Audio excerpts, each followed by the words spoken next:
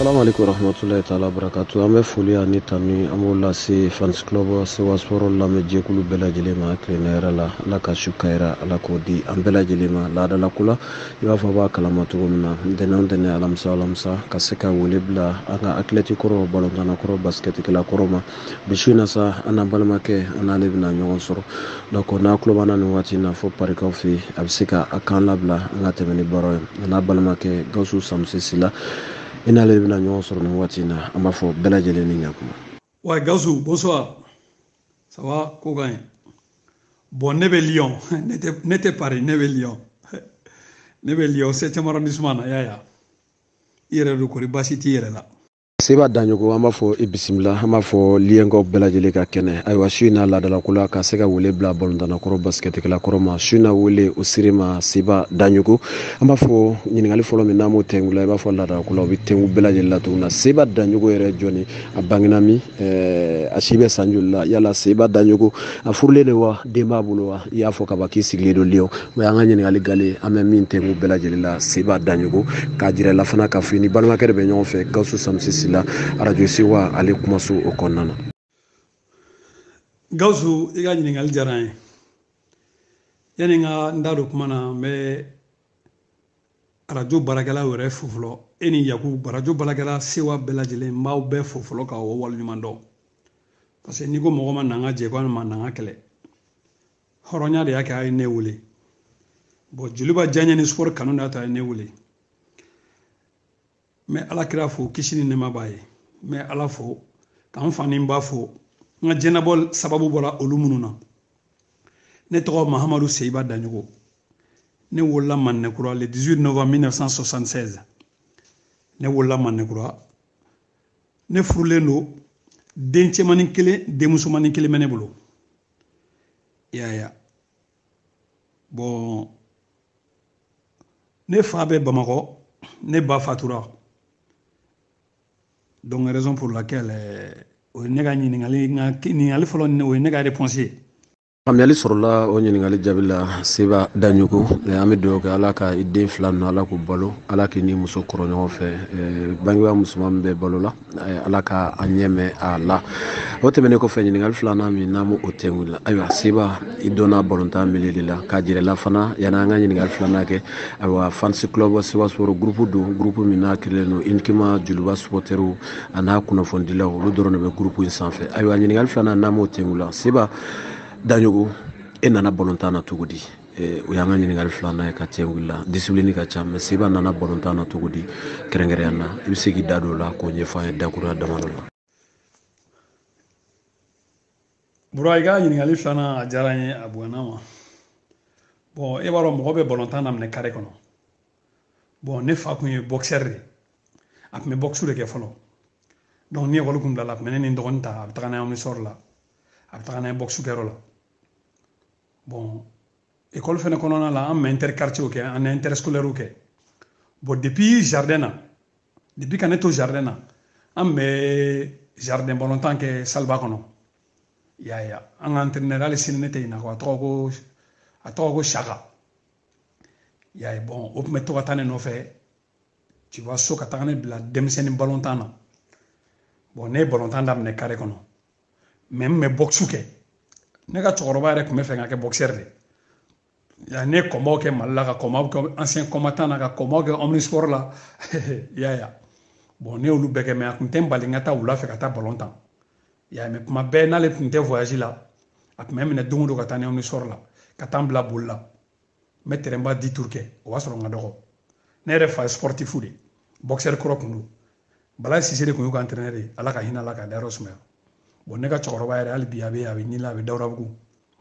donc ne nana balontan na ten de carré kɔnɔna a daminɛna carré kɔnɔ y'a ye fo ka na kɛ n nana n yɛrɛ sɔrɔ club la cɛ dɔ tun bɛ Jeliba la Fayi ka adjoint ko Zapa bon o de nana an sɔrɔ tournoi la Mɛnɛkura école da la bon a ye ne ni Ala ka hinɛ Usumani b'a la ni comment dirais-je cɛnin dɔ tun bɛ yen ko Burabilenni bon a y'an mɔgɔ 3 de choisi a y'a kuma la tɛmɛ Salifu Jara fɛ en même temps a y'a fɔ ne bɛnkɛ comme ne bɛnkɛ tun ye Jeliba a tun bɛ Jeliba bureau la Abdoulaye Kulibali o ye musokɔrɔba kɔrɔkɛ fa kelen ba kelen donc ne ka Jeliba na ka na club la a sɔrɔla n yɛrɛ bɛnkɛ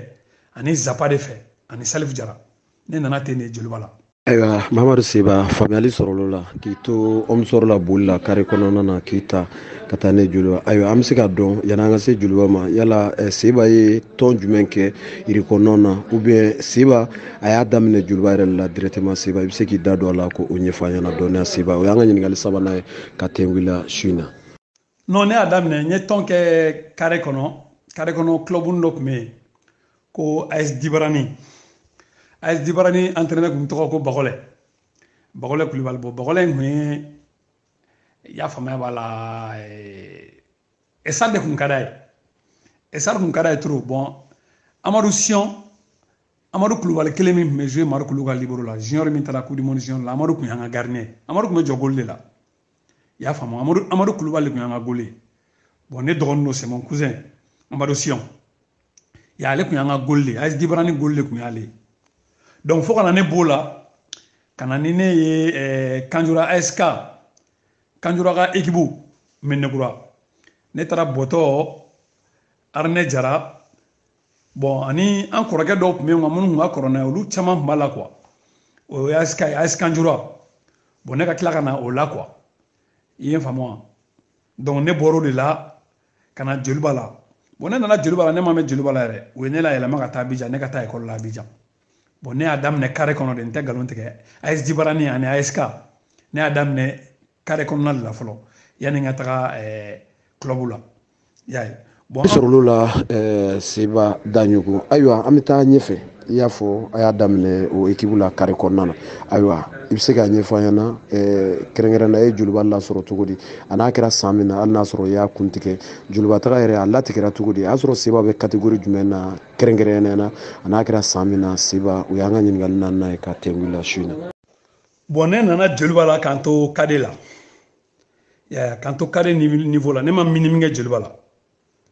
ne nana Joliba la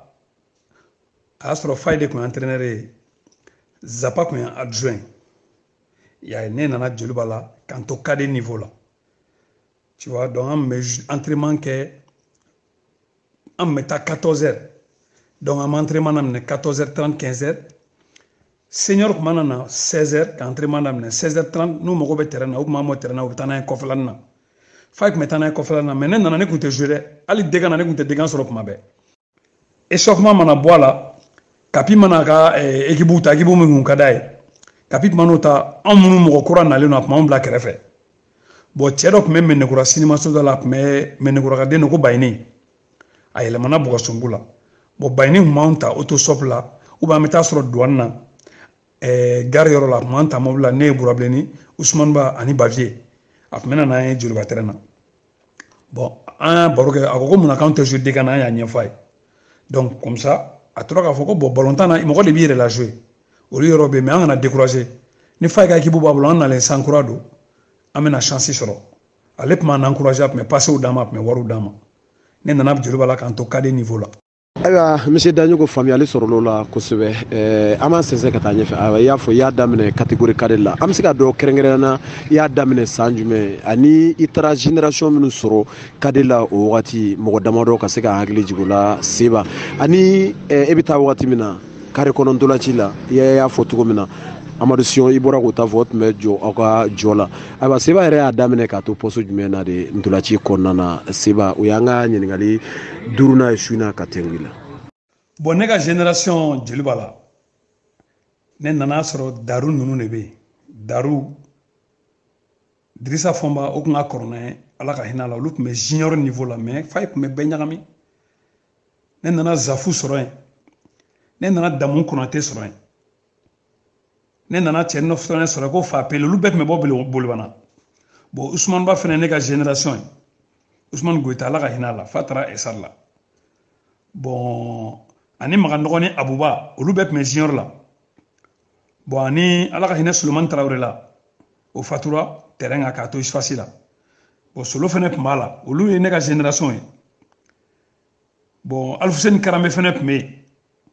bon a kɛra 94 ya 93 94 ya a kɛra 93 94 je me rappelle a kɛra o année ninnu de la 92 93 94 voilà a kɛra olu année de la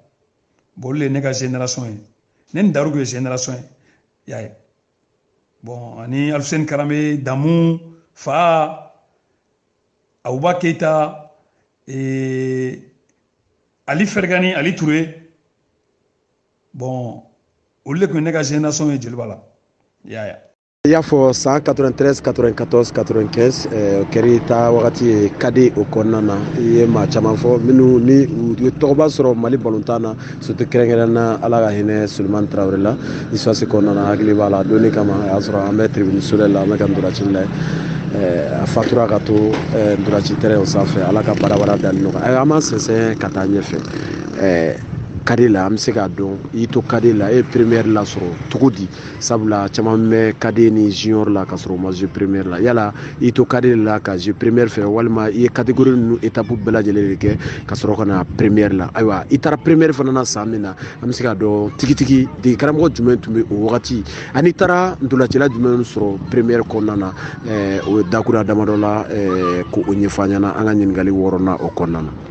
bon ne nana Djoliba kade la comme y'a fait cogo min na n ka génération n y'olu tɔgɔ fɔ mais n ɲinɛna ka Boubacar Dambele fɔ Beken fɔ Boubacar Jara Beken o tun b'a la Sumala Kulubali tun b'a la n ɲinɛna k'olu bɛɛ fɔ quoi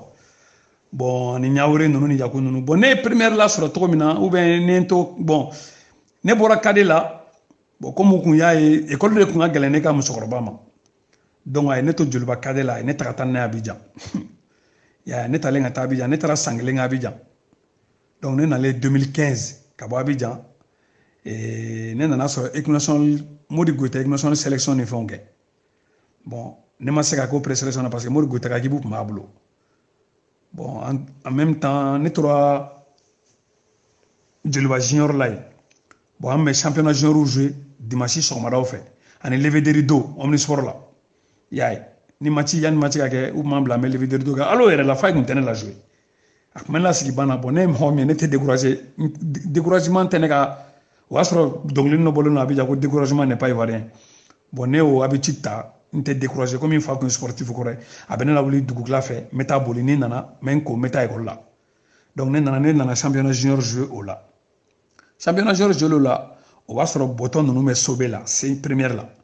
donc ala nana kɛ an to championnat junior jouer la Dégosser jeliba nana ka na Dégosser de ta k'a kɛ entraîneur ye bon Dégosser ye ne Daru Sumala Kulubali Alou Badara Sidibé Beken Dégosser an mɔgɔ damadɔ ta k'anw na jouer k'anw bila équipe première fɛ a y'a sɔrɔ équipe première la Magan Kureshi ninnu Musa Kone ninnu ala ka hinɛ la k'a da yɔrɔ sumaya ani Malali Njayi ninnu ani Sebalamin Traoré bon jeliba yɛrɛ kun dafalen don mais u tun b'an bila u fɛ dɔrɔn an bɛ dekan kɛ n'u sɛgɛnna n'u bɔra u b'anw na jouer nɔ la dɔɔni fo kana kɛ match dɔ senfɛ jeliba joueur mɔgɔ minnu taara équipe nationale la o cayara quoi bon o cayalen Dégosser nana ka na anw intégrer an ka génération bɛ kɛ équipe kelen formé donc a ka équipe type b'a bolo donc ni a bɛ o y'a sɔrɔ 16 de bɛ fédé match la a bɛ joueur damadɔ 3 4 ta anw na sans mentir ale de ye chance d'anw ma jeliba la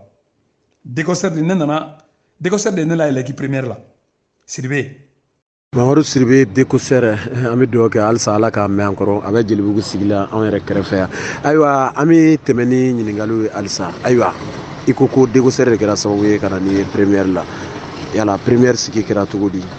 i ye san joli kɛ ka jouer joliba première fɛ ani n'a y'a sɔrɔ la i ye titre joli sɔrɔ n'o ye championnat n'a y'a sɔrɔ i ye championnat dɔ sɔrɔ i ka joliba parcours la ani coupe du Mali dɔ i k'i da don o la dakura damadɔ k'o ɲɛfɔ an ye bi ɲininkali 7nan ye.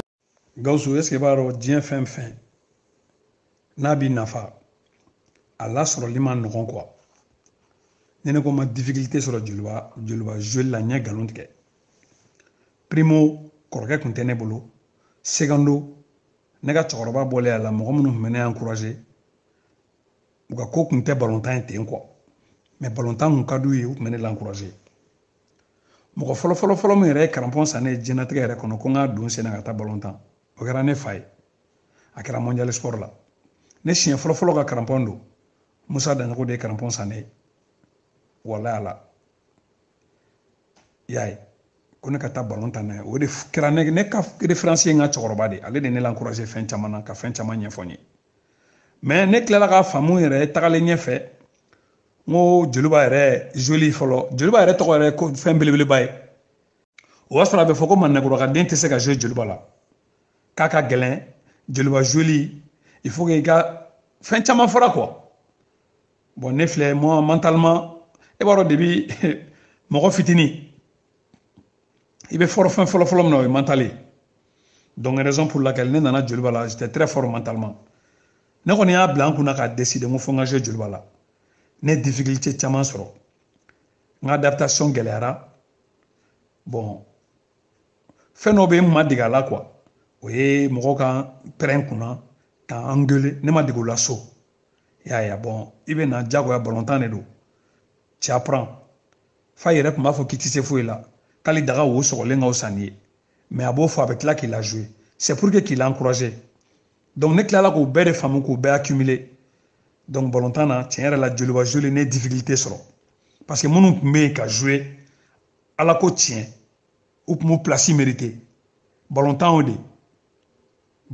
de i b'i place mérité mais jouer bon au fur et à mesure an bɛ don urubɛsi ninnu nɔ la an bɛ don a tɔgɔ sebalami ninnu nɔ la deuxième mi-temps ni fɛnw ne ka premier match jeliba fɛ a kɛra contre ɲana omnisport la a match aller u ye Sumala Kulubali Sori Tunkara u y'olu de kɛ jeliba banna a don u taara n'a ye u m'anw si kɛ banna u y'olu 2 de kɛ banna a don u ye Dere Tamura labɔ Kulukoro ka Sumala Kulubali o kɛra Sumala ka premier match jeliba fɛ donc raison pour laquelle au match retour de la balontan daminɛna dɔrɔn quelques minutes hakili t'a la mɔgɔ min kɔni don jeliba avant centre dɔ banana Dégosser ko ne ka wuli k'an chauffer a kɛra omnisport la a don Dalu jouera titulaire Dirisa Foma fana jouera do titulaire o de kɛra ne ka premier match a don jouera an ko kɔ donnen no Manekura jɔ la an bɛ ka jouer ka taa kuluba yan fan fɛ a don ne yɛrɛ balontan banna ne ye wari sɔrɔ ne ye tɔgɔdiya sɔrɔ ne ye appréciation caman sɔrɔ bon ne kunkolo kɔnɔ ma jouer n sago la quoi mais comme n ka premier match don a don n ye pasi kɛ Malatini ma a don Malatini bi don kuluba jɔ a tɔgɔ Ponge jɔ la n ka premier match Joliba fɛ a don tuguni n ye deuxième bi passé o kɛra Manekura jɔ la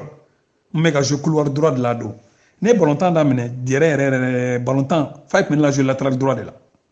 i y'a ye latéral droit donc bon comme ne bɛ ballon minɛ ne bɛ ballon garder après Degausseur nana ne bɔ latéral droit la ne nalen Joliba premier la ka ne kɛ couloir ye ne tun bɛ jouer Joliba yeli de la i y'a ye a kɛra ten de a don an ye ɲana ci 2-0 Malatini y'a bi don deuxième bi je pense que Dede Tamura de y'a don bon a retrait fila bɛɛ bɔra ne la a kɛra 95 94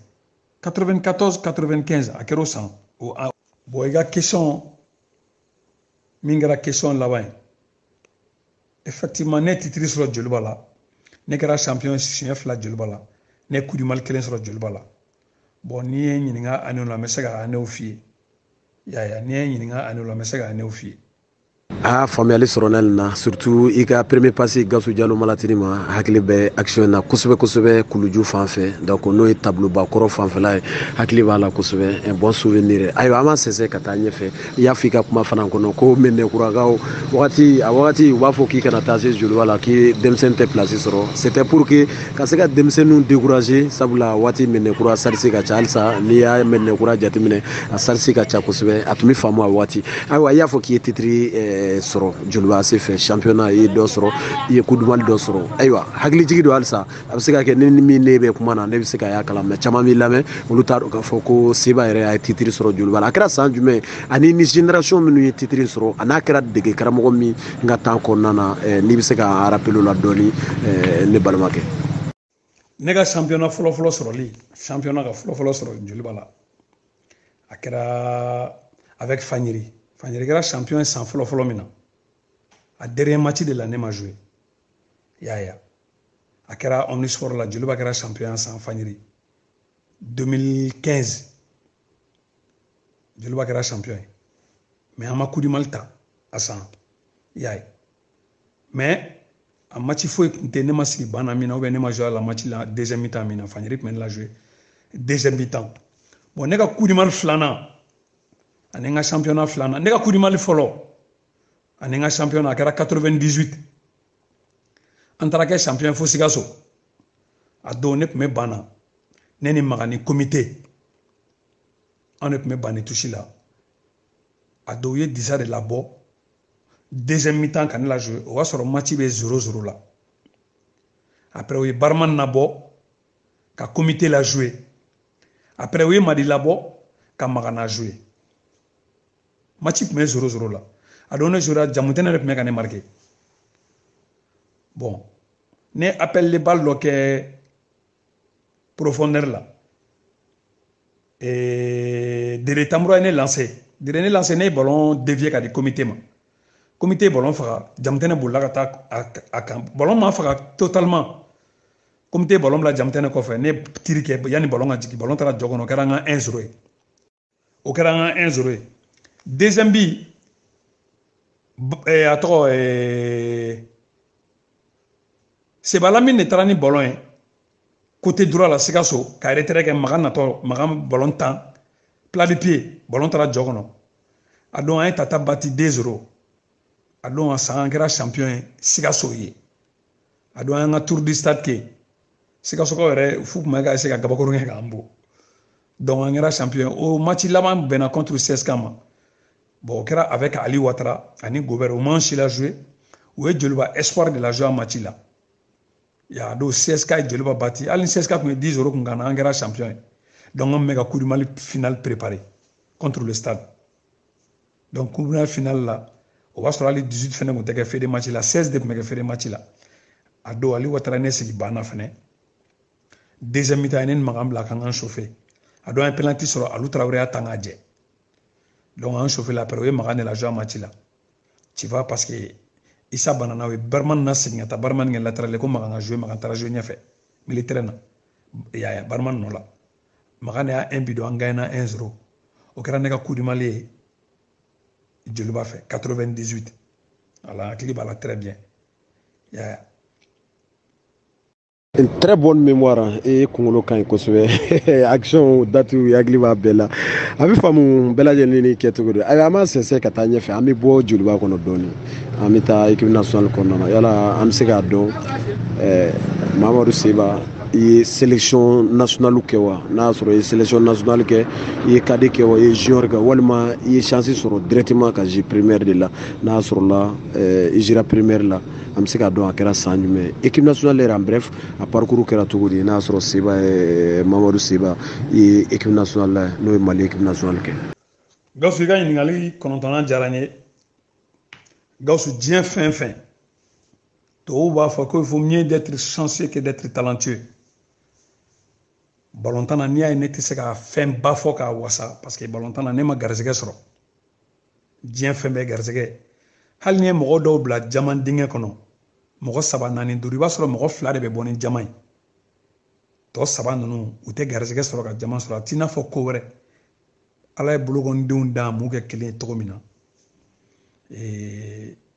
mo ni fun te kele te mo garzege te kele ni atina fo ko foire ya ou bien fait sans te mentir ne présélection ne ke équipe junior la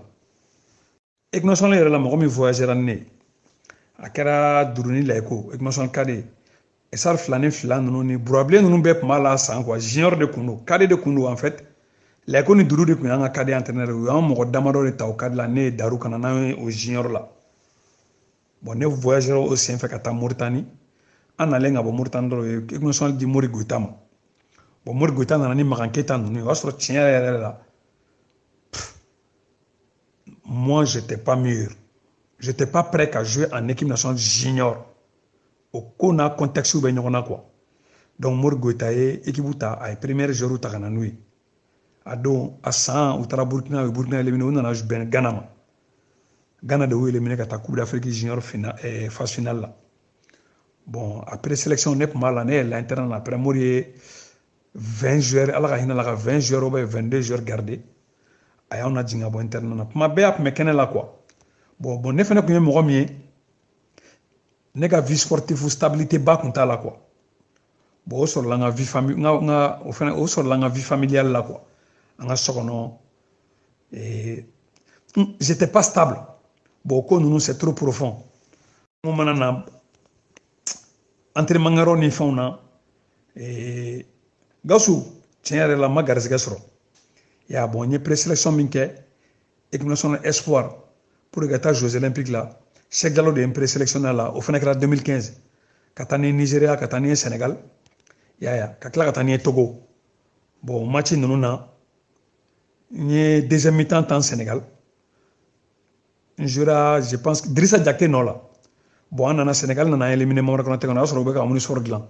Sénégal nana kana bati 1-0 Ferdinand Coly nunu be mo fene o fene ani Ari Camara nunu o le kunyolu fene génération mais ibaro Afrique ballon temps mais to mina ya ou te be la jouer ni ga iwolo chier quoi yen famo donc présélection équipe nationale senior Yamani ne to égyptien no kunana ko Yamani maro ni akli bala bo de ko mene présélectionné pour mabe ne ma chance sur franchement ka sélection baké au niveau de Mali, au niveau de l'équipe nationale du Mali, senior. Bon, espoir qu'on a une sélection naninke avec Cheikh Diallo. Tu vois? Bon, Mori Goita, sélection fla. Au Kera junior. Kade, au Kera Doudou, mais Amase a qualifié le Chila. Bon, à Mati, nous, Chila, n'était joué quoi.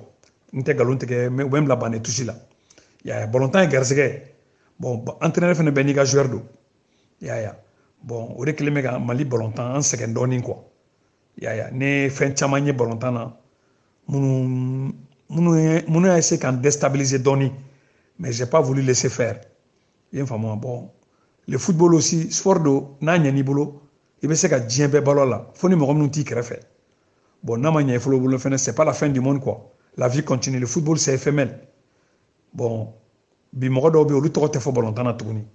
balontana ngoni tiens la garzegado ko chaman ba kono fene ya feno be ne ma so luma quoi tu vois donc moko ke to te kelenye quoi ma garesga sur balontana nte galonte ma chance sur sans mentir ma chance sur j'étais pas là au bon moment bon bap mais Abidjan fene bon ne mento une présélection nuna bon voici fait il va me ka mangena betan ne de denchemani folo ne de lagare mais obligé ka me bisita me Abidjan bon mais il me se ka sankelen sans flaquin bon le jour ne ka balontana ko jugu au moment où on va faire seba be mi seba me bara kuma téléphone ko kunte nous traso ne ka chorba ba fo ko ntara Abidjan ya bo me kete mo do nse ko bali mo bange baga e ga jenatike bobulu sababu ramununa akunte ba ma ko fat me Abidjan donc raison pour laquelle ne kunte se ka nyina ko yen quoi ka ke na fo nana yere dian kono olu ko nunu jour ne ka balontana ko jugu me manimisa me ala fo quoi manimisa wallahi manimisa bon munu fene chance soro franchement ma génération le mboula était là je suis très content pour eux et on a passé les bons moments ensemble ya ma génération chamambolo là ni olu to fo le yoro sera mais ce olu fene olu nyefo quoi ya j'étais très content pour eux wallahi tu vois bon Joluba era la mo me dimi ko ne te jouer na be kelege ne be se ka tiki to fo bi o comité nde la ka bo nyegana match bana contre Mandé nana sɔrɔ comité bɛ ka fɔ ale watara ko cɛ ko minnu bɛ forme na k'aw la jouer k'a kana balotan kɛ ɲɛda ko ye bon i b'a dɔn comité fɛnɛ a bɛ se fɛn min na o ye tiɲɛ fɔ ye ya comité tun bɛ tiɲɛ fɔ balotan ko la Jeliba ko la bon tiɲɛ fɔla ma man di bon o tun bɛ fa mɔgɔw k'u ɲɛtugu tiɲɛ kan k'a fɔ k'i ɲɛtugu nkalon bɛɛ n'i dakan don i y'a fɔ cogo min na ala ye tɛgɛ kɔnidenw da a bɛɛ ye maa kelen na mais u jɛɲaw n'u bonyaw tɛ kelen a bɛ faamu bɛɛ lajɛlen ni i gɛrɛsɛgɛ fana don k'i ni dɔ bɛ wolo don kelen o bɛ kɛ milliardaire ye i b'i ka ɲɛnamaya kɛ i tɛ dɔrɔmɛ sɔrɔ wa dɔ fana i ni dɔ bɛ wolo sɔgɔmada kelen o b'a si bɛɛ kɛ bana na i b'i si bɛɛ kɛ kɛnɛ na ala ka laban ɲuman ala k'o d'a ma ka gɛrɛsɛgɛ ɲuman a b'an sɛnsɛn ka taa ɲɛfɛ Mamadu Seba Daɲoko an bɛ segin kɔfɛ dɔɔnin ayiwa i ko i nana balotan na minnu ye don balotan na box de tun ka d'olu ye yala e bɛna balotan na wagati e ka idole yɛrɛ tun ye jumɛn ye sabula ko tuma dɔ la ko Seba dusu tun ka bɔ balotan yɔrɔ la yala o kuma ye fana mɛn cogo di i ka idole tun ye jumɛn e tun b'a fɛ ka kɛ jɔn de balotan na tigi balotan daminɛ wagati Monsieur Daɲoko balotan na Mali kɔnɔ yan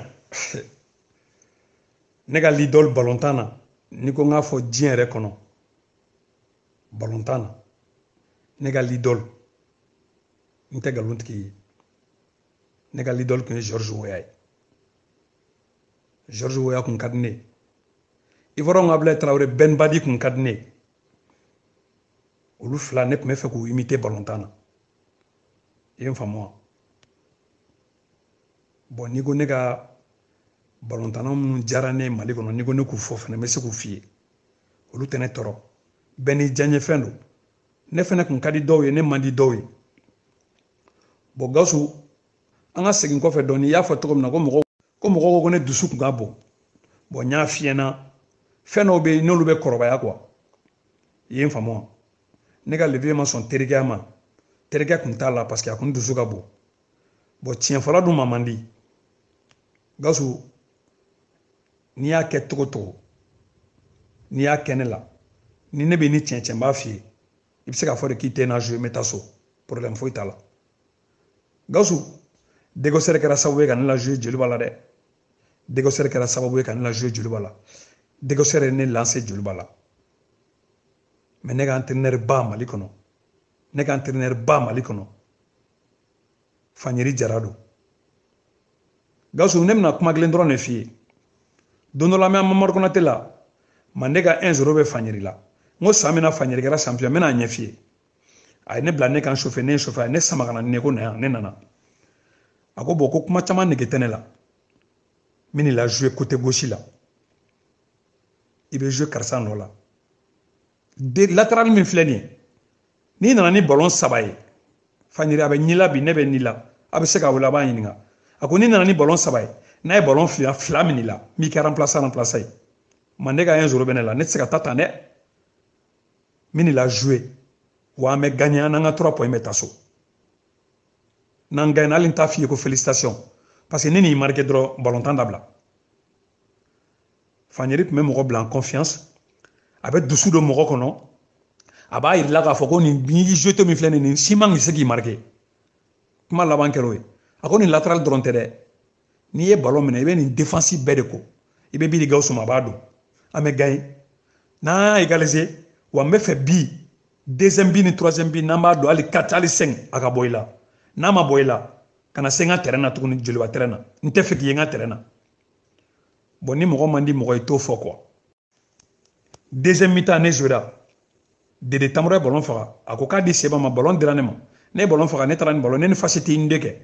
ne ma dɔ wɛrɛ kɛ o ne ma foyi filɛ kɛ ne ye Sori Tunkara natɔ to dɔrɔn ka ballon d'a ma retrait la a y'a don a kɛra Tomɔrɔbugu jɔn fan fɛ Sori Tunkara de y'a bi don a don 1-0 1-1 donc an nana ni ballon ye ne ko mɛ bi manifester a ko ne ma ko kana se yan dɛ taa n ka ballon ta ka taa n'a ye camancɛ la a ka taa n ka deuxième bi don an ka taa so Fanyeri Maliki Fall bɛ banne tusi la a ko ni ma nin match an ma nin match gagné hali k'i da yan ka sa a don ne ye n kɔfilɛ ne ɲɛ b'a la jama tɔw bɛ terrain kɔnɔ on est 11 joueurs mais pourquoi nin bɛ ka nin fɔ ne dɔrɔn ma Gawusu bɛɛ n'i ka ballon tanna don mais Fanyeri tun b'an bɛɛ ka hɛrɛ fɛ a bɛ bɛɛ ka potentialité n'i ka qualité n'i ka capacité dɔn Fanyeri bɔra yen 2015 saison 2016 ni Fanyeri kun tora yen komi n y'a f'i ye ko ballon tan ye garisɛgɛ ye nin bɛɛ bɛ garisɛgɛ la sisan b'a sɔrɔ ne kɛra pro ye parce que sɔgɔmada fɛ Fanyeri tun bɛ ne minɛ Omnisport la n'a ye ne minɛ wula fɛ n'an ye ɲɔgɔn ye wula fɛ i b'aw k'an ma ɲɔgɔn ye sɔgɔma Fanyeri n tɛ nkalon tigɛ a ye ballon tan ɲɛ don ne kɔnɔ ka ballon tan ɲɛfɔ ne ye ka tila k'a yira ne la ko ne ye fugari ye mais ni n ka fugariya tun bɛ n na a y'o fɔ kun min na n b'o dɔn tuma dɔn n bɛ se ka taa yɔrɔ jan ballon tan na Fanyeri dusu don ne kɔnɔ ni n ka dusu don kɔnɔ a ye fɛn wɛrɛ fara n kan min tɛ dusu ye Fanyeri de ne ka qualité développé n ye k'an dɛmɛ k'an na baara k'a développé n ye k'a yira k'a fɔ hali min tɛ Mali kɔnɔ sɔnni ne bɛ se ka jouer a la tun bɛ nin fɔ n ye tuma bɛɛ n'a y'a fɔ a bɛ pɔrɔn ci na ne ni Gawusu ne ni Malatini n'a y'a fɔ tuma bɛɛ a bɛ pɔrɔn ci na ne ni Malatini Fanyeri jara u b'a fɔ k'a ka ko ka gɛlɛ a ka ko man gɛlɛ ne tɛ se k'a ka ko gɛlɛya tigiya fɔ Fanyeri ni bɛɛ ka di Fanyeri b'a ka sabaraw bɔ k'a di mɔgɔ ma ka babini don a sen na ka taa so n'entraîneur tɛ club ka joueur tɛ dɛ a bɛ club ka ɲɛtaga de fɛ n'a b'o kɛ sinon il n'a rien à foutre Joliba joueur de don a kɛra an ka entraîneur ye n'a ye Joliba ja ka sabara san ka d'a ma n'a ma Joliba ja ka mais Fanyeri tun n'a ka sabara k'a bɔ k'a di anw ma ni Fanyeri kun tora yen walahi bilahi difficulté fɛn fɛn bɛ Joliba la bi Fanyeri bilali nɔ don Fanyeri bilalen ka bɔ Joliba la o nɔ b'a la bilahi difficulté fɛn fɛn bɛ Joliba la bi ni ko an ka tiɲɛ fɔ n bɛ tiɲɛ f'i ye Fanyeri bɔlen Joliba entraîneuriat la Fanyeri bɔlen Joliba entraîneur la Joliba kɛra champion 2016 parce que entraîneur minnu nana u nana sɔrɔ bɛɛ pɛrɛlen don hali Joliba espoir kun pɛrɛlen hali Joliba espoir Ali Watara ni Gobert kun b'u ta k'u la jouer u kun bɛ Joliba ka fɛrɛ kɛ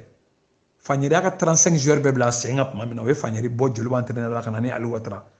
cɛ an ye bɛɛ minɛ ka Inbol Kite kɛ Ala ma gɛlɛya o Coupe du Mali 2016 96 finale fɛnɛ o ma ne la jouer a la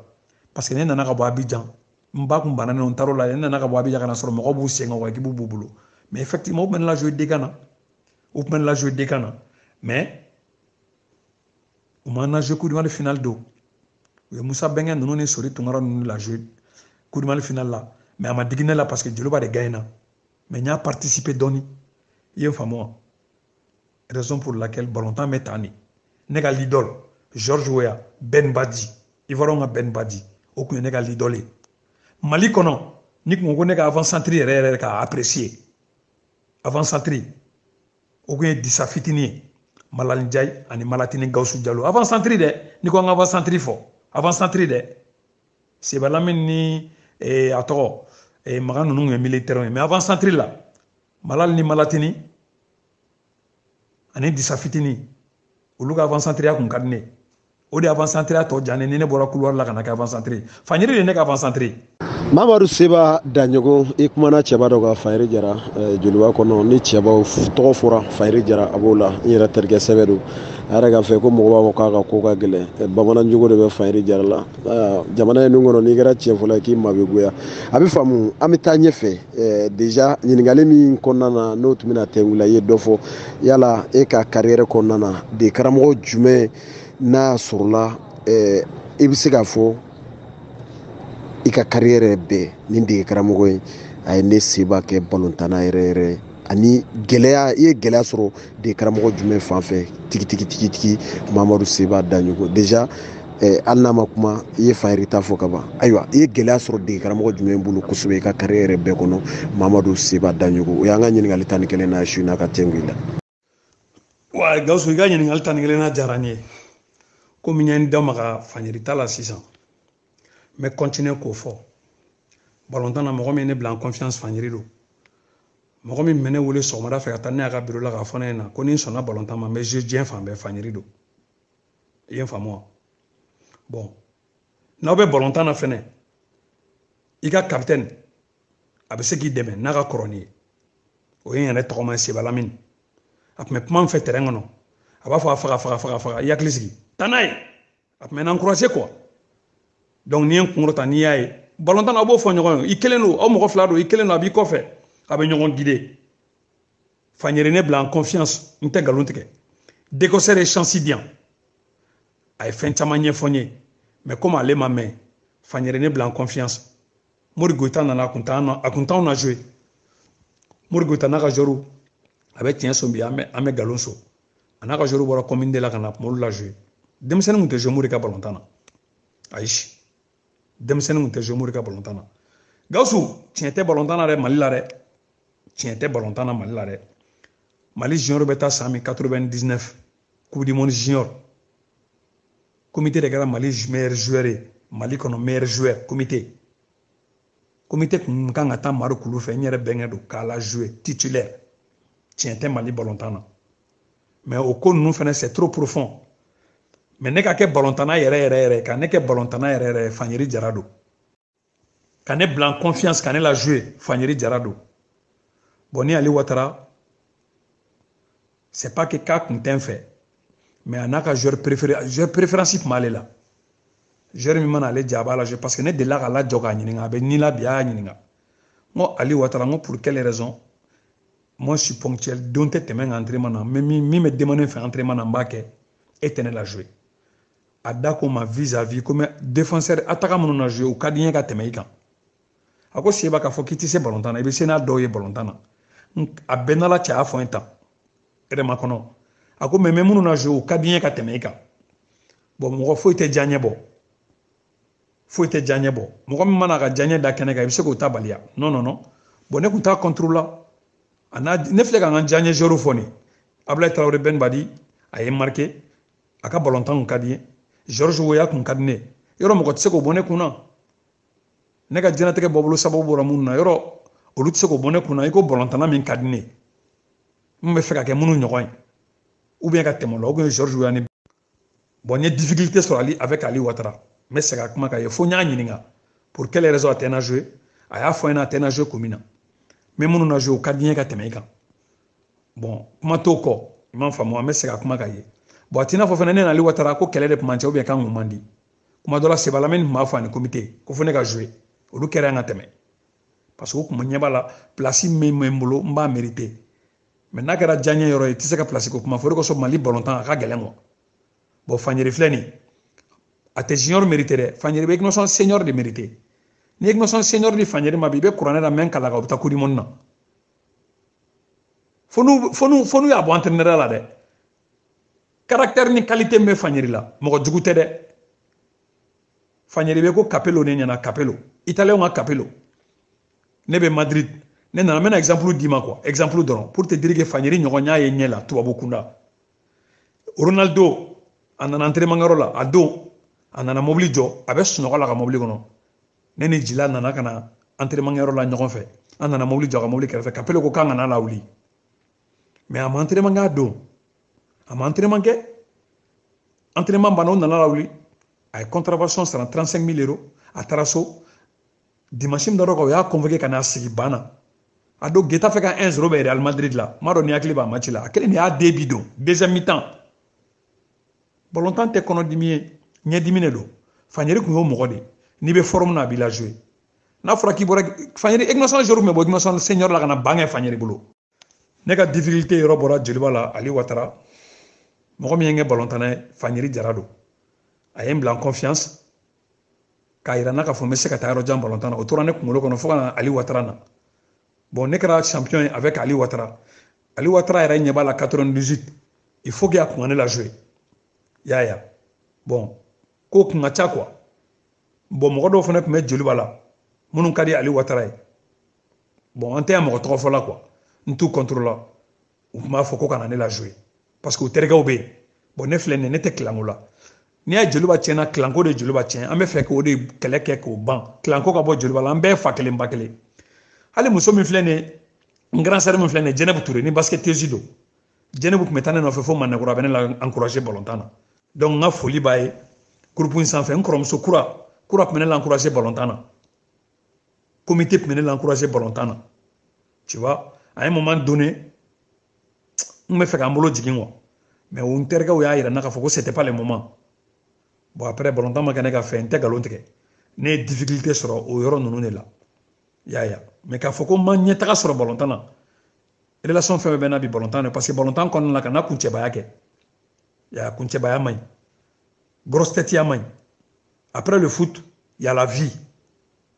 I b'i ka vie, i ni mɔgɔ jɔn don ala ko ye tiɲɛ ye. Mais i nana mɔgɔ bolo i bɛ taa mɔgɔ bolo. I bɛ activité la tuma min na i b'i bɛrɛbɛn ni mɔgɔ ye. E Gawusu tɛ se k'a fɔ ko i tun bɛ ne fo ne tun tɛ se ka n da wa ni ne yɛrɛ tun ye yanni n ka mun kɛ ne fo ne b'i fo. Bon n kɔrɔkɛ dɔw tun bɛ joli b'a la ne y'o hadamadenya olu la.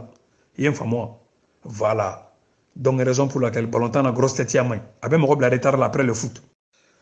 Magan Keita bi n'a bɛ États-Unis libiri tun bɛ na ne nɔfɛ fo Manakura. Magan Keita tun bɛ ne la encourager ballontan na ni Tom foot.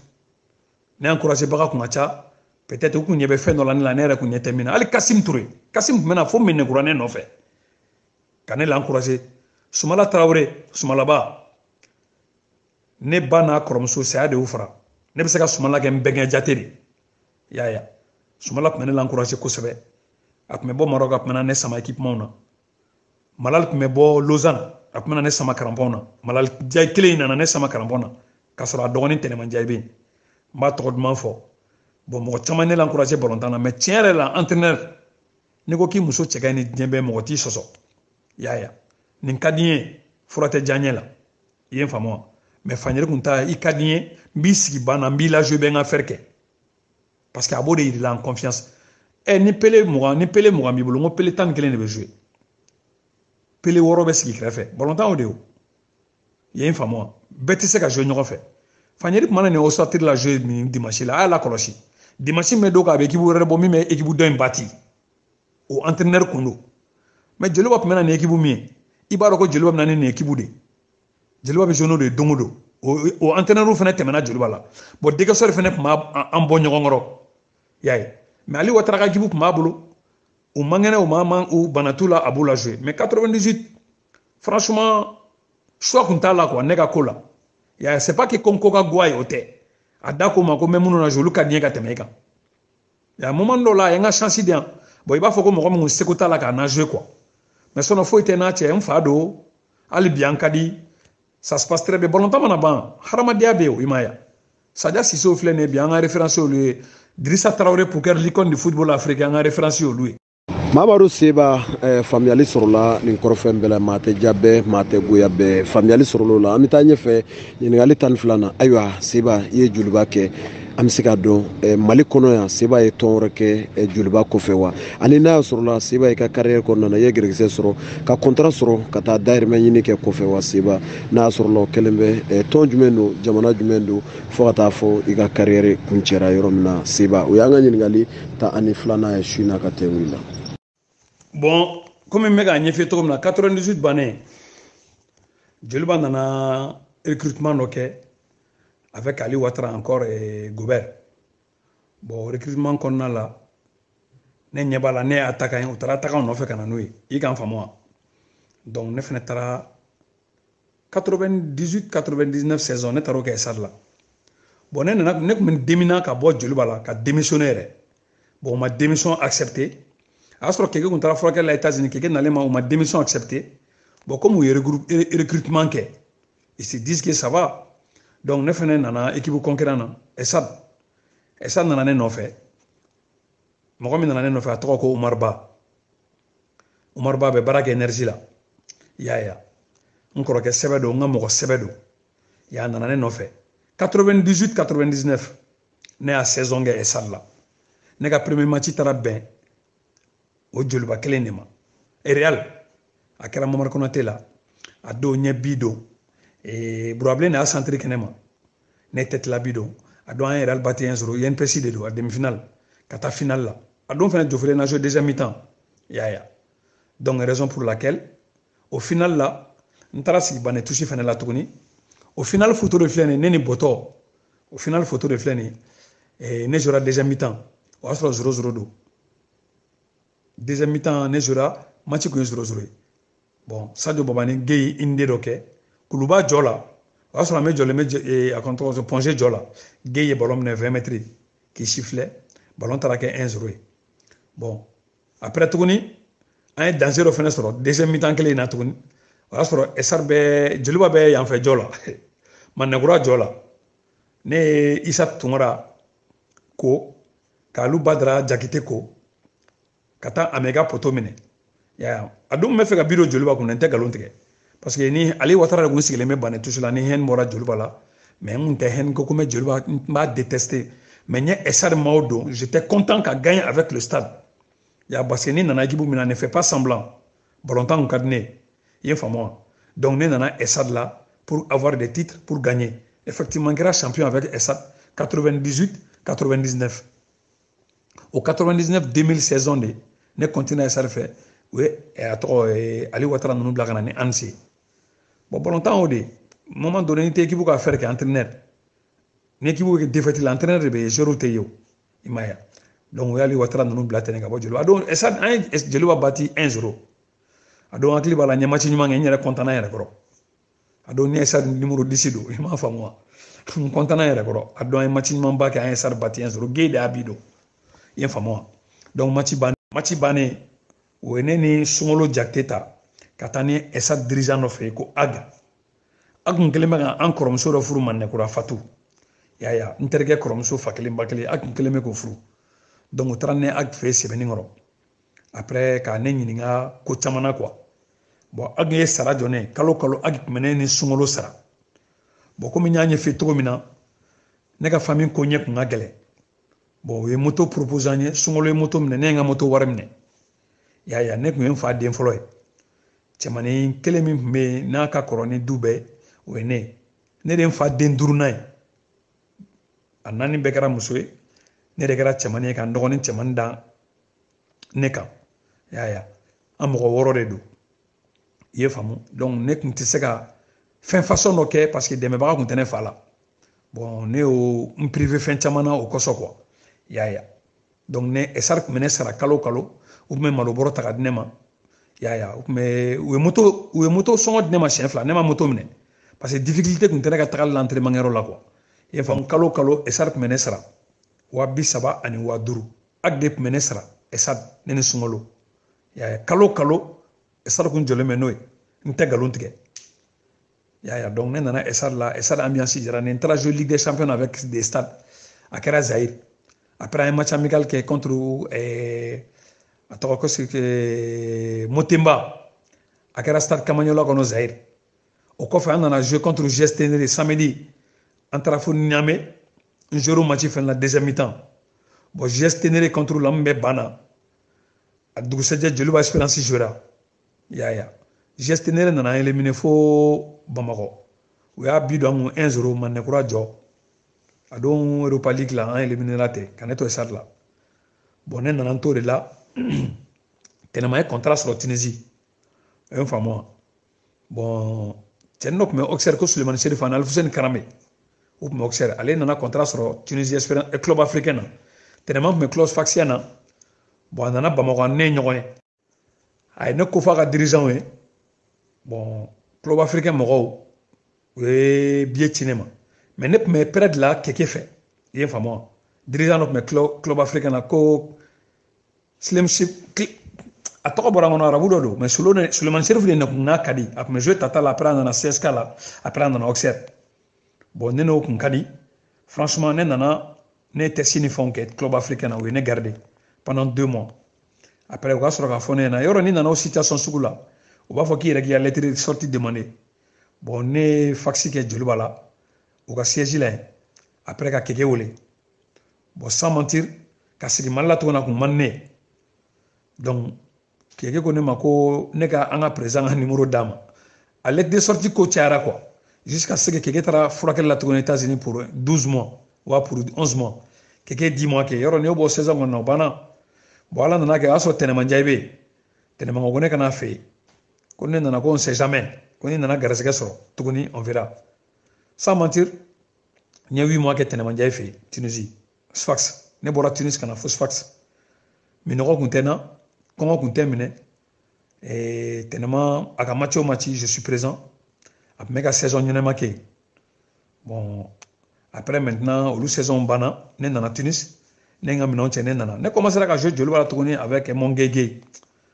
bon sans mentir ma garisɛgɛ sɔrɔ ka contrat professionnel signé balontan na m'a f'i ye n ko balontan ye garisɛgɛ y'a ne guidebaga minnu kan ka ne guider balontan na sans mentir dɛmɛbaga minnu tun bɛ ne la balontan na olu ka ko kun tɛ balontan ye quoi k'a fɔ ko n ye contrat pro signé ko n jouera championnat wɛrɛ la non mais n ye club 2 kɛ Mali la o ye Joliba ni Esad ye n tɛ nkalon tigɛ i ye n faamu wa n ye Esad kɛ mais n wolola Joliba la n nalen Esad la yɛrɛ ni n bɛnkɛ ka kow tun bɛ fɔ ɲɔgɔn so kɔnɔ tuma bɛɛ fo n kun tɛ sɔn ka taa Misira parce que n nana Esad la a digira la mais en vrai an ka du bɛɛ kun ye Real ne fa boxe kɛ Real la ne ka fa ka fɛn bɛɛ kun ye Real ne ka fa ka fɛn bɛɛ kun ye Real ne fa kun ye Realiste fiye yɛrɛ de balontan yɛrɛ k'a bɛ taa balontan lajɛ ne Real bɛ jouer ne fa bɛ taa ne Real tɛ jouer ne fa kun tɛ taa sport la Real de kun ka d'a ye bon hali ne jouer Joliba la junior ni fɛnw Real dirigeant minnu bɛ Mɛnɛkura Bozola u tun b'a tɔɔrɔ tuma bɛɛ quoi y'a donc raison pour laquelle ne ka carrière nana kun cɛ ne nana Joliba la tuguni ka match damadɔ kɛ ne ka carrière banna ka n to Joliba la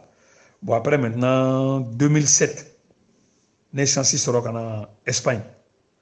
bon ne nana Espagne n bɛ jouer club minnu na a bɛ i n'a fɔ Francis CFA préférante y'a bon après maintenant Azu kɔrɔbayara Azu taalen ɲɛfɛ balontan dabilara bon après n ye muso furu n muso elle est française malienne don donc n nana sigi Lyon a tun bɛ taa nɔfɛ Espagne après an ye furu kɛ bon n bange kɛra sinon n denmusonin bɛ Mali la bon n ba tɔgɔman don n ka foli b'u bɛɛ n denkɛnin bɛ n kɛrɛfɛ yan donc n sigi cogo filɛ nin ye Lyon tan balontan banna ten i m'a ye a kɛra ten de ma carrière jan kɛ n ye carrière fitinin min kɛ n ye profité ka hadamadenya kɛ mɔgɔ fɛ maximum bon hali bi o hadamadenya bɛ ni mɔgɔw cɛ an ma tigɛ ɲɔgɔn na bon n bɛ n jɛɲɔgɔn bɛɛ fo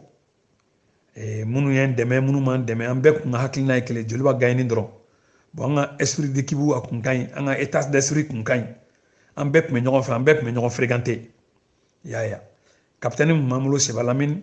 a tun b'an fara ɲɔgɔn kan y'a ye a tun b'an fara ɲɔgɔn kan an bɛ ɲɔgɔn ye à tout moment an bɛ ɲɔgɔn sɔrɔ yɔrɔ dɔn y'a bon ambiance tun bɛ Joliba la sans mentir bon o ambiance de bɛ Joliba jɛ sisan n'an tɛ jouer don min ni Joliba fi tun bɛ jouer salle kɔnɔ an b'an fara ɲɔgɔn kan an bɛna Joliba fi supporter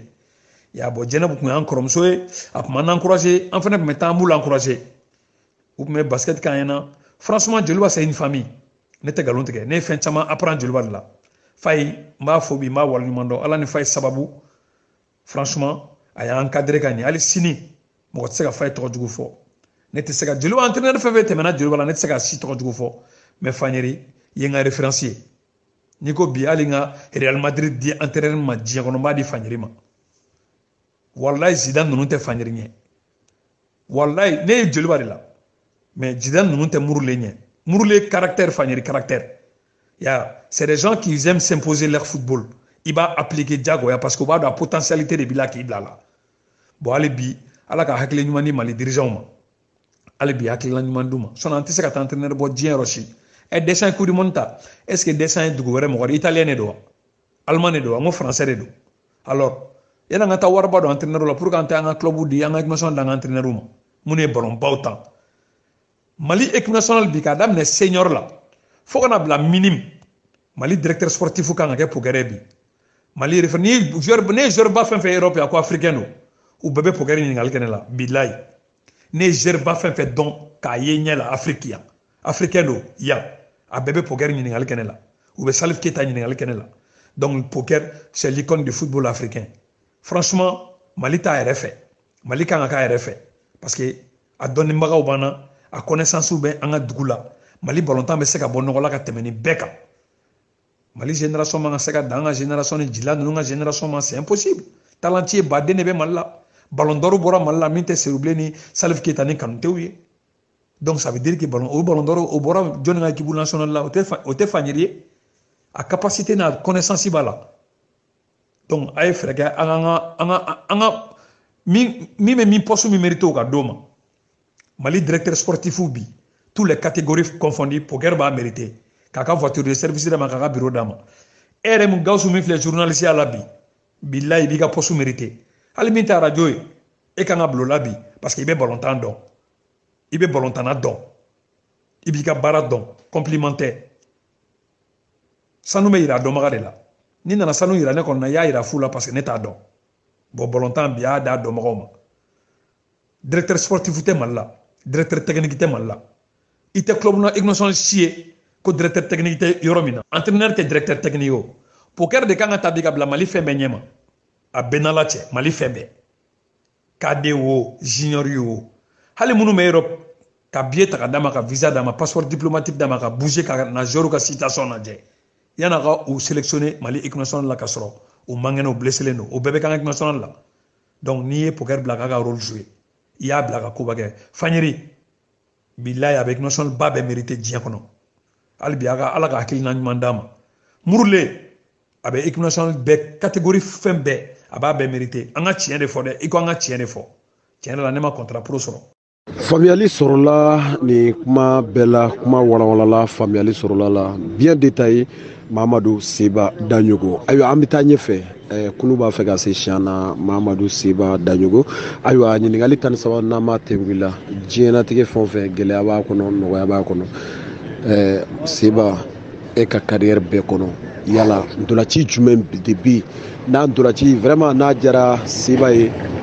hali sini ni diminen don ni den ye ko k'i la ou bien ni mɔgɔ wɛrɛ ko k'i la ni hakili jiginna i bɛ nisɔndiya. Ayiwa carrière fana kɔnɔ mauvais souvenir jumɛn bɛ Seba la, Mamadou Seba la, n'a hakili jiginna na hali n'a sɔrɔla a ye sanu de tɔmɔ vraiment a dusu bɛ tɔɔrɔ. Ayiwa o y'an ka ɲininkali 13 ye ka tɛŋu su in na yanni an ka se avant dernière question ma Mahamadou Seba Daɲogo. Bon ne ye nisɔndiya min sɔrɔ ballontan kɔnɔna la o nisɔndiya fɔlɔfɔlɔ i bɛ ballon de tan ka fɛn sɔrɔ n'o ye titre ye. Ma titre caman sɔrɔ mais komi entraîneur min nana ka na bɛn n jouer kuma ma Jeliba la n'a ye n kɛ bolo kɔfɛ fɛn ye n tilala ka taa bidon ka Jeliba kɛ champion ye Sikaso. Tiɲɛ la o souvenir o bɛ n kɔnɔ n tɛ ɲinɛ a kɔ fo ka diɲɛ wuli ani n ye coup du mal min sɔrɔ ka tila k'o entraîneur kelen to yen. Par contre comme a kun y'a fɔ n ɲɛna ko mɔgɔ minnu bɛ yen olu ka d'a ye ka tɛmɛ a kan, mɔgɔ minnu bɛ yen olu ka d'a ye ka tɛmɛ a kan, a taara ni ne ye Sikaso ka taa ne la jouer ne ka tila ka bidon ka Jeliba kɛ champion ye. A don n kasira carré kɔnɔ fo k'an se so n Bamakɔ. Ni n tora ka miiri a kuma la quoi k'a fɔ ko ne bɛ bidon bi ka Jeliba kɛ champion a kɛra Sikaso. Deuxième bi kɛra Makan ye. Anw de tun bɛ sigi ban na parce que joueur minnu tun b'a bolo olu ka d'a ye ka tɛmɛ anw kan. Bon an de ye Jeliba kɛ champion ye 2-0 an gagné Tata la. O souvenir o diyara n ye kosɛbɛ. An delila ka taa Kulukoro fɛnɛ. N ye reprise la bidon Tata kun. A ballontan na n dalen tɛ n yɛrɛ la kosɛbɛ parce que n ye entraînement daminɛ a don mardi. Ya Jeliba entraînement dun fangaba ye lundi de. Donc Ali Ouattara tila ka taa ne ta tuguni ka ne la jouer. A ye n la jouer match la titulaire dɛ. Mais Ala y'a kɛ a don n ye 2 bidon. Bon n ye bi fɔlɔ min don ɲana kun n tɛ se ka ɲinɛ o kɔ quoi. A diyara n ye. Deuxième bi fɛnɛ Seba Lamine de tir kɛ gardien a repoussé n y'a contrôler ka tir ka tan ka taa jɔ kɔnɔ. A kɛra k'ale Ali Ouattara kelen de to banna. I m'a faamu wa? Revanche kun tɛ. Mais c'est pour que k'a yira la depuis Pumaja ne place tun bɛ Jeliba la. Bon Fagnéri bɔli min kɛra Jeliba entraîneur la a yɛrɛ mɔrɔ. N bɛ se k'a fɔ a ye Jeliba bɔli ka bɔ Jeliba la a y'a don ne kɔnɔ a y'a dusu don ne kɔnɔ. Ne tun ta tɛ Jeliba ye ne tɛ Jeliba président ye. Mais Fagnéri bɔli min kɛra Jeliba entraîneur la Fagnéri bɔli min kɛra Jeliba entraîneur la digira ne la. A kɛra ne ka mauvais souvenir ye Jeliba la. N tɛ nkalon tigɛ. i ye n faamu wa bon an kun kan ka taa tournoi dɔ la Sénégal tournoi de l'amitié o préparation na an bɛ dekan na joliba terrain na dekan kun tɛ kɛ ka gazon kan mais an bɛ sɛsɛtini na kɔfɛla la a don Mohamed Traoré Serezo ballon dɔ de passera ne ma hakili t'a tigi la ne kun kan ka ballon in en fait ka ballon in a natɔla dɔ ka ballon in conduit k'a di Malatini ma ɲɛfɛ donc ne ko n bɛ ballon in de passer Serezo nan'i sen na ne sen kan ka ne senkɔni fitinin kɛrɛ dilan kolomɛrɛnin min bɛ k'o kari bon ne kun bɛ fɛ ka taa tournoi in na Dakar a don ne kun dalen don yɛrɛ la san kojugu bon ne sen karila o ye ne sen don plate la a don Joliba taara tournoi la stade de l'amitié la ka ne to Bamakɔ ne ma se ka taa i m'a ye bon olu kɛra ne ka mauvais souvenir ye quoi i m'a faamu wa ani Joliba ka doublé fɔlɔ 96 o bɛɛ kun ye ne ka génération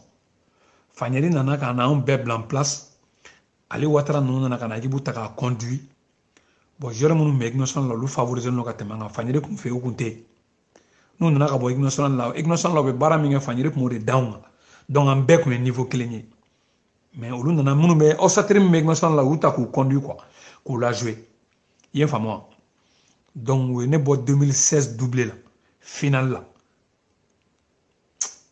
hali n dalen bɛ yɔrɔ min bi a dimi bɛ n na c'est pas que ko minnu jouera n diminen d'olu kɔrɔ le fait que n bɔra groupe la n bɔcogo groupe la a ma diya n ye quoi bon komi n y'a f'i ye cogo min na balontan na a ko ka ca quoi fɛn bɛɛ b'a kɔnɔ ne voyagé ne ye ko caman faamu balontan na quoi balontan tɛ se dɔrɔn ye quoi ko wɛrɛ bɛ balontan kɔnɔ min tɛ balontan yɛrɛ ye quoi bon an t'olu ɲɛdɔn tu vois o de k'i ma n ko ne diɲɛ fɛn bɛɛ bɛ ne bolo miliyari tɛ fɛn minnu sɔrɔ miliyɔn tɛ fɛn minnu sɔrɔ o ye ne seba yɛrɛ en personne n ka santé i ye n faamu wa bon n ka balontan komi n ka école de kun ka di n ba ye a ko mɔgɔ tɛ se ka jouer Joliba la ne jouera Joliba la o ma kɛ n ba ɲɛna a digilen bɛ n na ka tɛmɛ hali n ka n ma contrat sɔrɔli min kɛ parce que n bɛ fɛ k'a jira ne taara ni Koulibaly ye fo Misira a faso la mais a yɛrɛ ɲɛ tɛ n taara d'a bɛnkɛ a kɔrɔkɛ ma fa kelen ba kelen n ko bon ne ba kun ko n ka école de kɛ ne ye nafa min sɔrɔ balontan na o ye Koulibaly n nana ka na a tɛ yan bi e de bɛ dutigiya la bi ne taara Koulibaly yɛrɛ n ba ne ba tun bɛ so min kɔnɔ ka don fo so in kɔnɔ min sera ka kuma n yɛrɛ ma bon ne ye mauvais souvenir min sɔrɔ n ka balontan kɔnɔna la o ye ma kɛ le fait que musokɔrɔba ɲɛ tɛ yen n ye fɛn dɔw sɔrɔ ka sɔrɔ a ɲɛ tɛ yen école kun ka d'ale ni ne ka balontan ye bon ne ma da la n'o fana ma jouer ne ka balontan kan parce que ne ba tun bɛ fɛ n ka école de kɛ mais je regrette absolument rien n y'a f'i ye cogo min na diɲɛ fɛn bɛɛ bɛ ne bolo ni n ko diɲɛ fɛn bɛɛ bɛ ne bolo a n'a kɔrɔ bɛ ɲɔgɔn na santé min filɛ ne bolo bilayi miliyari t'o sɔrɔ miliyɔn t'o sɔrɔ e filɛ ka ne weleli min kɛ e ni ne ka kuma ne ma miliyɔn d'i ma l'argent ça contribue au bonheur mais ça fait pas le bonheur hadamadenya foyi t'a bɔ diɲɛ kɔnɔ foyi tɛ hadamadenya san wari tɛ hadamadenya san foyi t'a san comportement de bɛ hadamadenya lase mɔgɔ ma bon ne bɛ cogo min ne tɛ fɛ ka falen ko hali ni miliyari bɛ ne kun i ye n faamu wa sans mentir Europe sigi a ma gɛlɛya ne bolo je me plains pas miliyɔn tɛ n bolo miliyari tɛ n bolo mais Europe sigi ko tɔw b'a fɔ k'a gɛlɛyara ne bɛ ala fo walayi n ka carrière kɔnɔna la n ye difficulté min sɔrɔ n'a digira n na Fanyeli bɔlen Joliba entraîneur la a ma bɛn ma fiyewu parce que n ko ɲɛ bɛ fɛn dɔ natɔ la et puis n y'a ye mais ale Fanyeli kelen de tilala ka bɔ Joliba la ka ne la encourager tuguni fo n ka taa ban sɔrɔ Koulibaly final k'a ban sɔrɔ ka tila ka taa kɛ champion Sikaso n ka bi don n nana dugusɛjɛ ka taa sɔrɔ jeunesse la a ka bureau la a ye n félicité a ko foyi ma tiɲɛ ko n ka n ka kulusi jilaja wa ne nalen esar la fɛnɛ a ma digi Fanyeri la a ye n encourager o bɛɛ la a ko komi prêt don a diyara n ye a ma diya n ye n bɛ segin Joliba la n ka so mais temps de jeu komi Joliba ye recrutement min kɛ temps de jeu min tɛ n bolo n ka na ka temps de jeu ɲini esar la esar bɛ bɛɛ la jouer esar bɛ bɛɛ la jouer donc raison pour laquelle o de y'a to ne nana esar la o Fanyeri kelen de tun bɛ ne la encourager tuguni i y'a ye n'a ɲinana ne ma ɲina dɛ subaga bɛ min den ta subaga bɛ ɲina mais a ye mɔgɔ min den ta o tɛ ɲina dɛ ne tɛ se ka ɲina Fanyeri ka ɲuman kɔ walayi bilayi n tɛ Ali Ouattara tɔgɔ jugu fɔ n tɛ Degausseur tɔgɔ jugu fɔ mais Fanyeri n b'a fɔ n b'a waleɲuman dɔn i y'a ye n ye Koulibaly tali min kɛ n ba kɔ o regret bɛ na bi kojugu mais ala mana min kɛ o de ka ɲi masa jalaki bali ale mana diɲɛ fɛn fɛn kɛ o de ka ɲi bon ma contrat sɔrɔ fɛnɛ k'a fɔ ko digira n na bi la a ma digina a ma foyi cɛ n ka diɲɛnatigɛ la minnu y'an sɔrɔ fɛnɛ difficulté foyi tɛ n'u ni ɲɔgɔn cɛ tout se passe très bien entre nous mais ala fo mais ala barikada don o don sɔgɔma ne wulila ne bɛ ala fo n bɛ n ba fo n bɛ n fa fo n bɛ sɔrɔ ka wuli ka taa n ka baarakɛyɔrɔ la o ye belebeleba ye quoi yaya miliyari bɛ dɔw kun u bɛ dɔgɔtɔrɔso la ne ka ala deli t'o ye quoi diɲɛnatigɛ la bɛɛ bɛ difficulté affronter n'i kɛra cɛ ye mais ka n'i yɛrɛ to difficulté bolo quoi il faut te battre c'est très important yaya hali bi ala k'an to ɲɔgɔn jigi kɔrɔ quoi i nana mɔgɔ bolo i bɛ taa ɲɔgɔn bolo ala k'an to ɲɔgɔn jigi kɔrɔ quoi mais jeli b'a an ka dɛmɛ fɛrɛ bɛɛ kɛ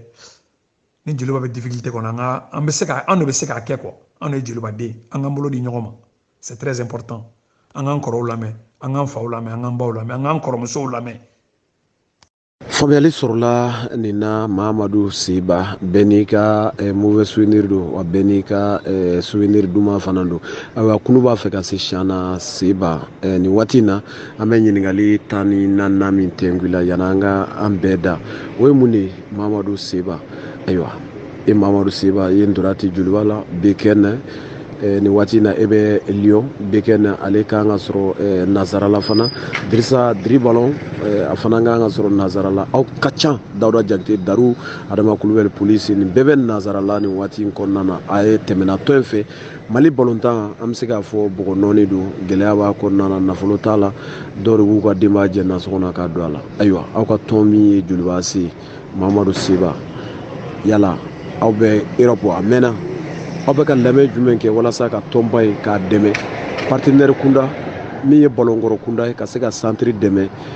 yala aw hakili tora tɔn in na wa walima don n'a nataw la aw bɛ labɛn na wa aw minnu bɛ kɔfɛ ni joliba kɛra sababu ɲuman ka se ka aw tɔgɔ bɔ aw ka taa kɔfɛ yala aw ka wulikajɔ bɛna kɛ jumɛn ye tɔnba in ma a bɛ se ka yakuya cogo min na halisa ka taa ɲɛfɛ ka kɛ lolo ɲɛ duman ye diɲɛ bɛɛ lajɛlen bɛ a biritɔ ye cogo min na Seba o ye an ka avant-dernière question ye ka tɛnkuila su na yanni an ka a bɛɛ da sabula i ka baro faamuyali bɛ sɔrɔ a la a ka di kosɛbɛ heure kelen de b'an bolo mais an ye heure 2 sɔrɔ kuma bonya a n'a nafa kama an taara heure 2 la o ye an ka ɲininkali 14 ye ka tɛnkuila su in na. Gawusu i ka ɲininkali la 14 diyara n ye nafa ba de bɛ o fana la quoi c'est très important i filɛ ka ɲininkali min kɛ ɲininkaliba don Gawusu an ka projet in kɔnɔna na min b'a to an bɛ se ka jeliba dɛmɛ ka Mali balontan bɔ nɔgɔ la Gawusu an kɔrɔkɛw de bɛ yen an y'an fara ɲɔgɔn kan k'a kɛ duba kelen ye projetw b'a kɔnɔ ni yiri dan don min a tɛ falen o don jeliba kɛra clubba ye au fur et à mesure de SR ma wuli ka Champions League ta don kelen ni ne y'a f'i ye ko jeliba tɛ Ligue des Champions ta n bɛ nkalon tigɛ ye Gawusu projetw bɛ yen an bɛ labɛn na ka jeliba dɛmɛ mais ba kun n'o da ala tɛ fɔ batigi yɛrɛ kɔ dɛ f'an bɛɛ ka jɛ ka kan kelen de fɔ bon an b'an kɔrɔkɛw de lamɛn an b'olu kɔ bon u m'an bali fɛnɛ k'an t'an ka idew di u m'an bali fɛnɛ ko dɛmɛ bɛ yɔrɔ min ka na jeliba bɔ dingɛ kɔnɔ mɔgɔ si m'an balo la mais bolokɔni den kelen tɛ bɛlɛ ta jamakulu jɛlen de bɛ wo fɔ n'i y'a ye aw b'a fɔ radio Sewa u y'u ka danaya de da aw kan k'aw bila u ɲɛfɛ ka radio in ko bɛ dɔn aw ma n'a ye radio in kɛ yɔrɔ min parce que aw bɛ balontan dɔn a b'a domaine kɔnɔ an ni balontannaw ka surun Gawusu sɔrɔ ni kari tɛ kelen ye dɛ sɔrɔ ni kari tɛ kelen ne bɛ mɔgɔw dɔn minnu i y'a fɔ cogo min na minnu y'u ka nasɔngɔ u ka denbaya jɛ k'a di jeliba ma bon réunion bɛ kɛ Umaru Bagayogo ka da la mardi o mardi anw bɛ yan mais fɛn fɛn bɛ bɔ feere yɔrɔ la an b'a bɛɛ kalama a bɛ fɔ an bɛɛ ye a t'i n'a fɔ k'a bɛ fɔ dɔ ye ka dɔ to n'i y'a ye ne bɛ k'a fɔ n ko ka kilanko in dabila Umaru Bagayogo ninnu b'o kɛlɛ de la ni Sumala Tarawele ni Seba Lamɛn ni Kuresi u b'o kɛlɛ de la ne bɛna solidarité kuma kelen f'i ye san yan'an ka yɔrɔ janya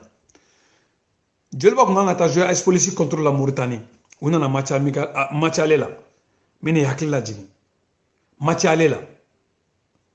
a don jeliba gagné 1-0 AS Police contre la Makan de y'a bi don a y'a sɔrɔ ne ma deli ka jouer jeliba in fɛ Modi Goyita de ye entraîneur ye n bɛna solidarité f'i ye a lamɛn kosɛbɛ a don u tun bɛ terrain d'entraînement na Mamadu Konate la anw nana anw tilala jeliba junior entraînement na AS Police terrain kɔnɔ fa ya on abla na jeliba direct d'entraînement na ado daru ni nga neni daru dona vestiaire kono mor gota ga lisibo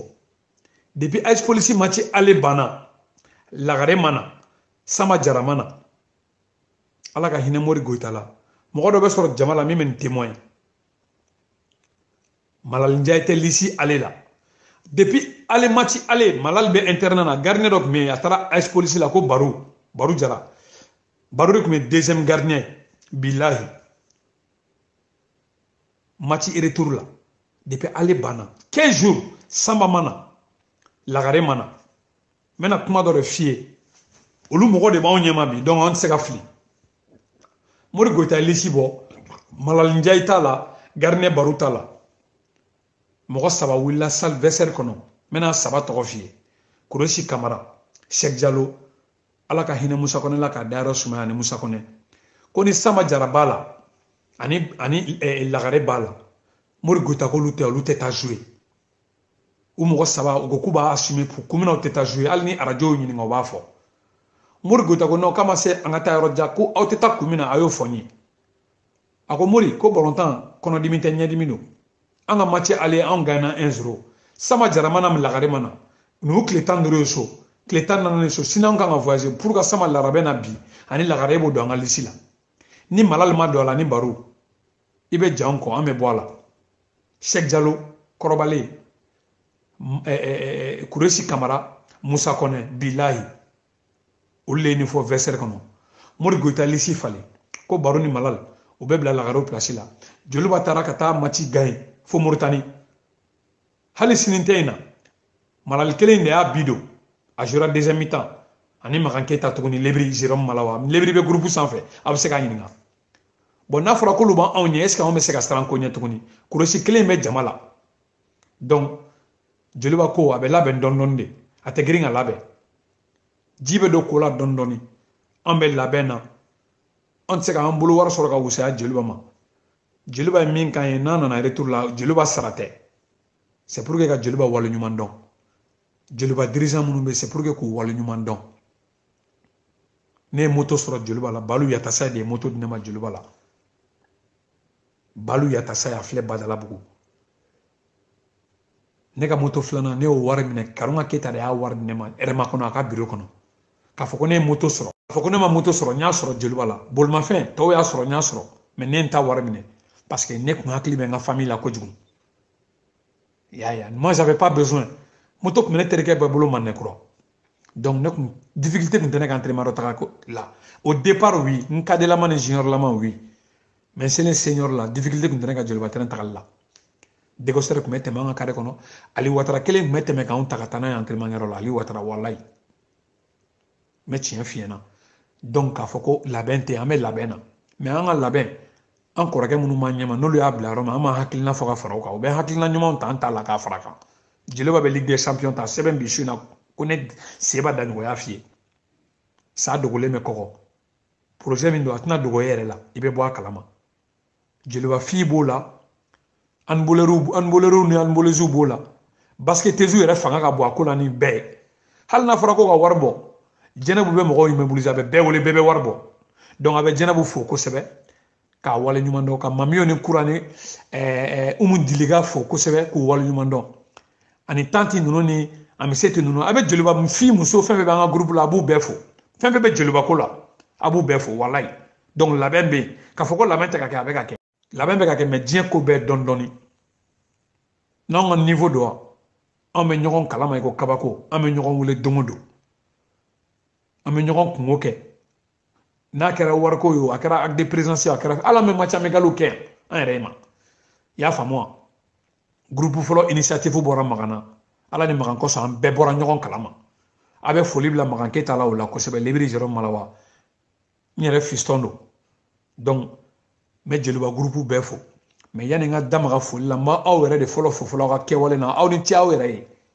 aw de bɛ ka Mali ballontan développer bi aw de bɛ ka Joliba groupe développer bi aw de bɛ ka sigi diya an bolo bi aw de bɛ ka dusu don an kɔnɔ baara la bi radio Seba mɔgɔw Yakuba Gawusu dan tɛ foli min na Lasa an ka foli b'aw bɛɛ lajɛlen bilayi Moro, ni nani jugeons labango bi konogo. Ni un nebe kuma radio sewala bi. Peut-être dans la semaine connaît somogo ni interu ben kuma mais ala na au sababu. Son mes téléphone n'est pas crédit à la moule. Donc n'était se gagnina. Moi je sais d'où je viens. Je sais où je vais, mais mi me nkonta donc moro kan yisi ni ya o bebe ke jeliba ko soter. Na ñoko soro duba kele ne kono. No jeliba e. Est ce que am se ka ke jeliba ma fitri wali. Faut ka dienli. Donc ame jeliba fo ka wali ñuman don. Hali bi ala ka jeliba tanye. Hali bi ala ka jeliba tanye. Et relation fin femene la malabi. Wallahi balontando. Ma me balontan ma carrière back ma ke professionnel bay. Mais ne ma moussa mo sima. Ma porte était ouverte partout. Moi je n'étais pas enfermé. N'était ces grosses têtes là, ou l'outé n'est stilier. Ne famande gola, ne bamande gola, ne moyen koroula. Balontan kofe. Haramadia ni vibe. Ame maufo. Ka wale nyumando malamin. Mawe minke aunye. Asarata mula sarabe alabolo alaka asaraye. Nga foli be radio so barakela bela jelen. Nga foli be jeluba fi bela jelen. Nga foli be jeluba garçon bela jelen. Nga foli be jeluba dukono mogo bela jelen. Nga foli be jakti lakaw ye Kalabankura. Nga foli be danyogo lakaw ye Daurabugu Sigaso. Nga foli be Kuluba lakaw ye Misira ye Mba Faso ye. Nga foli be Ture lakaw ye. Nga foli be Njai lakaw ye Manekura. Nga foli be Sek lakaw ni Konate lakaw ye Manekura. Nga foli be bela jelen. Ne kanumbaga mɔgɔ minnu bɛ ne kanu mɔgɔ minnu ne ka di mɔgɔ minnu ye man di mɔgɔ minnu ye n b'u bɛɛ fo walayi n b'u bɛɛ fo n b'u bɛɛ waleɲuman dɔn hali bi ala ka kanu to hali bi ala k'an bɛnlen to n bɛ sidibelakaw fo kosɛbɛ bolobana fo jelibugu n ka foli bɛ kulubalakaw ye misira o ye n b'a faso ye nga foli be Njai lakaw ye Menekura nga foli be Konate lakaw ye Menekura nga foli be Sek lakaw ye Menekura mais Bouakar Sek fo Canada Montréal mais King Papa Togo fo Montréal jeliba kadolu be mais Aruna Modibo Touré fo ex-ministre des Sports du Mali jeliba kada ko jugu a dépensera jeliba ko la ko jugu mais Daouda Ndiaye fo Barclay, le secrétaire général du bras de fer du Mali, Joluba Kada e Kojugu. Ay fen caman di ni boto ni segu berte ma Joluba ko la. Mba fo ka wali ñuman don. Un koroke do Menekura. Donc men kanu mogo bela jelen fo, mais Agi Sidibe fo. Malik Sidibe Agi. Joluba Kada e Kojugu. Seba kanu magado. Nga foli baye. Mais Mohamed Kayanta fo. Mais tonga sago fo jeliba kadaye ko jugu seba kadaye mais mambi Keita fo depuis Kaba mais Bouakar Dambélé fo Saint-Louis la forêt seba kanu magado mais Cheikh Serif Aïdara fo seba kanu magado mais Gaussou yɛrɛ fo kosɛbɛ n kanu maga ye mais Moussa Diallo comité fo mais Mentu Dugure fo nin bɛɛ ne kanu maga nga foli b'u bɛɛ lajɛlen mais Mami Keita fo mais Seguba Kouyaté fo mais Bouakar Dambélé fo nga foli bɛ nin bɛɛ lajɛlen mais Yakuba Jara fo k'a waleɲuman dɔn mais Magan Keita Libri Jérôme Malawa mais Youssouf Sila fo mais Rubes Oumar Traoré joliba joueur kun don nga foli b'a ye Cheikh Sidat Sanogo Bɔcɔ nga foli b'i ye Lassana Fane depuis Jelibugu Lassa nga foli bi ye nga foli be Malal Ndiaye grand frère de valeur ana dɔgɔnin Tɛnɛma Ndiaye nga foli b'u bɛɛ Gaussou jeliba ye duba kelen ne walayi nga foli be Ibrahim Jakite depuis Kalabankura Peter nga foli be Bani Touré ana muso depuis Burkina bɛɛ jeliba kanubaga dɔ ye o ye ne yɛrɛ seba kanubaga n yɛrɛ kɔrɔkɛw don nga foli b'u bɛɛ hali bi ala ka kanu to Seba Daɲogo an bɛ foli ani tani an b'o k'i ye vraiment k'a fɔ k'i daɲugu faamuyali sɔrɔla kɔrɔfɔ bɛɛ lajɛlen na ɛri fila vraiment k'i sigi k'i ka sunɔgɔ dabila k'i ka baara dabila o b'i ka joliba kanu de fo an b'i fo i ka wuli ka jɔ la ayiwa k'a jira la fana k'a fɔ fans club Sewa Sport donc n'a a y'a sɔrɔla ne Gawusu Samusi Sila ne bɛ baara kɛ o radio in kanu kama joliba supporter de farala ɲɔgɔn na ka groupe in créer n'a initiateur bɔra joliba kunnafonidila fana na n'o ye Bunafan Dunbiya ale ka wuli ka jɔ la groupe in a créera wa groupe in a kalenka don a ka wuli ka jɔ joliba an bɛɛ bɛ don da kelen fɛ ka bɔ da kelen fɛ joliba in a bɛ kɛ tɔnba ye cogo min na o y'an ka wuli ka jɔ ye donc an b'i fo k'i waleɲuman dɔn n'a sɔrɔla kuma b'i fɛ anw da ma se ɲininkali min ma ayiwa Seba an b'o kumakan an b'o d'i ma ka sɔrɔ ka an bɛɛ da ɲɔgɔn ye ka a ɲini fɛ fana n'a y'a sɔrɔla siɲɛ wɛrɛ n'an ka wele bilali ma n'a sɔrɔla Seba a pɛrɛlen don ka na an ka wele o jaabi donc an b'i fo k'i waleɲuman dɔn i ni balimakɛ Gawusu Samusi Sila i n'ale de tun bɛ ɲɔgɔn bolo ka ɲininkali tɛ ŋunina ni fɛn bɔra jɛmukan in kɔnɔ min ma bɛn o y'anw ka fili an b'o hakɛto ɲini lamɛnjɛkulu bɛɛ lajɛlen fɛ an bɛ bɛn da ɲɔgɔn ye an b'a fɔ i kan bɛn waati wɛrɛ. Mais Sadia Cissé fo kɛrɛnkɛrɛnnenya ni poker Dirisa Traoré l'icône du football africain mais Salif Jara fo Manekura ba y'an fa ye a y'an encouragé joliba balontanko la mais Moribo Kuyate nɛgɛ Pierre Belkos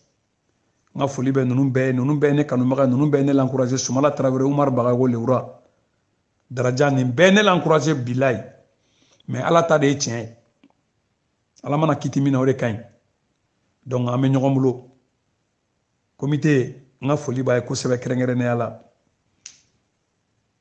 n foli bɛ n ka kanubaga bɛɛ jeune prince mɔgɔw n ka foli b'u bɛɛ ye voilà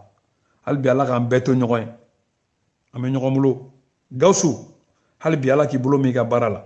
Ala k'i bolo mɛn i ka baara la Ala k'i bolo mɛn i ka baara la i ni Yaku n ka foli bɛ n fa ni n ba ye Maratu Dɛmu ani Musa Daɲogo n ka foli bɛ i y'a faamuya b'a la Ami Mayiga Sidibe depuis Lyon n ba don n ka foli bɛ taa Jakite Kalabankura Gawusu walayi ni ne ko n bɛ foli laminɛ bi n tɛ se ka ban foli la nin bɛɛ ye ne baw de ne ka foli bɛ ninnu bɛɛ lajɛlen n ka foli bɛ Safiyatu Darabe depuis Amdalaye nin bɛɛ ye ne ba de Asu Kante n ka foli bɛ ninnu bɛɛ Ma Kulubali Abdulayi Kulubali ninnu de ne l'encouragé kojugu balontan na n tɛ se ka ɲinɛ o kɔ a bɛ n ka foli f'u ye kosɛbɛ e Gawusu yɛrɛ i ka foli bɛ yan kosɛbɛ Gawusu hali n'a ye ne wele fajiri fɛ ne bɛ wuli k'aw dalakan lamɛn hadamadenya min bɛ Gawusu yɛrɛ la hadamadenya min bɛ Yaku yɛrɛ la hadamadenya min bɛ fans club Sewa Sport yɛrɛ la bilayi k'a dabɔ o kama n'a ye ne wele hali fajiri fɛ n bɛ wuli n b'aw ka kuma lamɛn Cheikh Umar Sumare joliba kapitɛni kɔrɔ kɔnɔ Dirisa le saboteur tile la ale de tun ye joliba kapitɛni a bɛ n ka foli fɔ a ye a ka foli belebeleba bɛ fans club kɔnɔ yan n ma ɲinɛ a kɔ n ka foli belebeleba bɛ aw yɛrɛ mun ye aw minnu b'aw ka baara bila ka ni anw interviewé n ka foli b'aw bɛɛ bilayi n ka foli bɛ joliba groupe bɛɛ ye a muso fara cɛ kan ni n ko n bɛ dɔ tɔgɔ fɔ ka dɔ to a tɛna ɲɛ n ka foli bɛ Fanyɛri Jara ye n ka foli bɛ n wolofa ye Musa Daɲogo depuis Dawudabugu kɛrɛnkɛrɛnnenya la a ye n encouragé ko caman na hali n ka yan sɔrɔli sababu bɔra ale la n wolofa walayi ala n b'a fɔ Ala ka bɛɛ fa mɛn i kɔrɔ k'an fa kɔrɔninw mɛn an kɔrɔ k'an ba kɔrɔninw mɛn an kɔrɔ k'u ta fanga d'an ma k'u ladon fanga d'an ma Ala ka den d'an yɛrɛ ma min b'a ɲɔgɔn k'an ye Ala ka Sadia Cissé ka bana nɔgɔya Fanyɛri Jara poker n ka foli b'u ye donc kuma tɛ ne da bilen k'a fɔ walayi foli dɔrɔn Ala ka ɲɛtaga d'aw ma aw ka baara la n bɛ tilen ka dugawu k'a ye Ala ka ɲɛtaga d'aw ma aw ka baara la Ala ka ɲɛtaga d'aw ma aw ka baara la n ka foli bɛ Soro Kamara ye depuis Bula Ala ka ɲɛtaga d'aw ma aw ka baara la n bɛ se k'o dɔrɔn de fɔ Ala ka ɲɛtaga d'aw ma aw ka baara la n bɛ segin a kan walayi a bɛ baara min na a bɛ baara ɲumanba de la tan hali bi Ala ka kunkɔrɔta d'aw ma sewa min bɛ ka fɔ Ala ka sewa d'aw ma Ala ka radio so ɲɔgɔn caman dayɛlɛ aw ye Ala k'aw kɛ journaliste ba ye parce que mɔgɔ man ka ɲinɛ i jujɔn kɔ sinon i labanko b'i kɔnɔ fili ne tɛ se ka kuma ka ɲinɛ aw kɔ fo ka diɲɛ wuli n ka foli b'aw ye bi n ka foli b'aw ye sini i bɛ Yakuba Jara fo kosɛbɛ i bɛ Yakuba Jara fo kosɛbɛ hali bi Ala k'aw to ɲɔgɔn bolo n ka foli bɛ Lasa ye joliba n'ala sɔnna ma a bɛ taa ɲɛfɛ dirigeant minnu man kunna ya rabbi ma ala ka jeliba tali fanga d'u ma hali bi ka taa fɛ minnu tɛmɛna an ka foli b'u bɛɛ lajɛlen n bɛ jeliba bɛɛ lajɛlen fo Seba Daɲɔgɔn foli kan don k'a lase aw bɛɛ lajɛlen ma hakɛto b'a la sala mamadu ni donna min gasi la o ka yafa